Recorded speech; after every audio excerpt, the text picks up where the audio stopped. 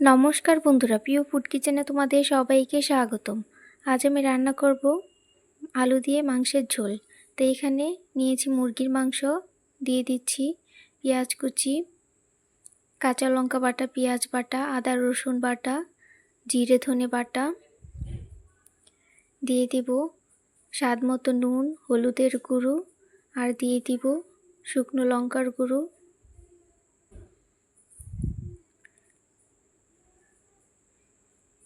এবার দিয়ে দিব সরষের তেল। এবার ভালো করে মেখে নিব।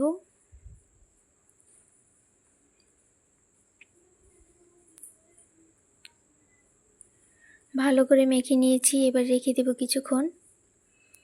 এদিকে আলুগুলো নুন আর হলুদ দিয়ে ভেজে নিয়েছি। এই কড়াইতে দিয়ে দিব আর একটু তেল। তেলটা গরম হয়ে গেলে দিয়ে দেব পেঁয়াজ কুচি।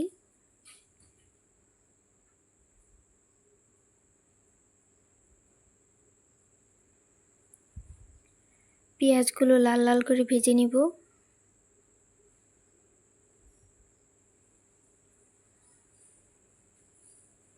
এবার দিয়ে দিব মেখে রাখা মাংসগুলো।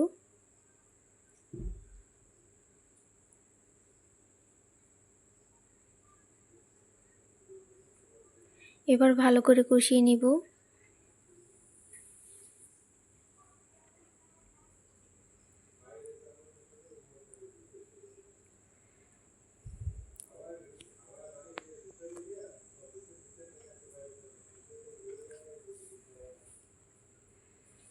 ভালো করে কষিয়ে নিয়েছি।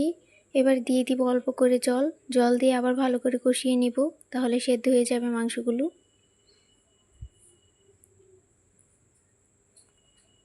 এবার দিয়ে দিব ভেজে রাখা আলুগুলো। আলুগুলোতে আর একটু কিছুক্ষণ কষিয়ে নিব।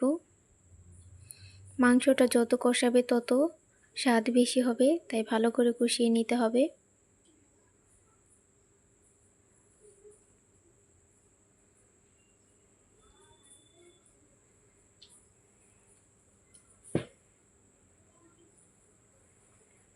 কষানো হয়ে গেছে, এবার দিয়ে দিব পরিমাণ মতো জল দিয়ে ঢাকা দিয়ে দিব।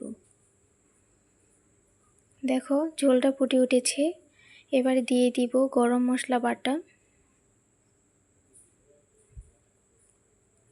এবার কিছুক্ষণ নাড়াচাড়া করে নামিয়ে নিব। বন্ধুরা, ভিডিওটি ভালো লেগে থাকলে অবশ্যই চ্যানেলটি সাবস্ক্রাইব করে রাখবে। হয়ে গেছে, নামিয়ে নিয়েছি।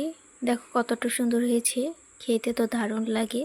তাই তোমরা এভাবে রান্না করে খেয়ে দেখতে পারো, খুবই ভালো লাগবে খেতে।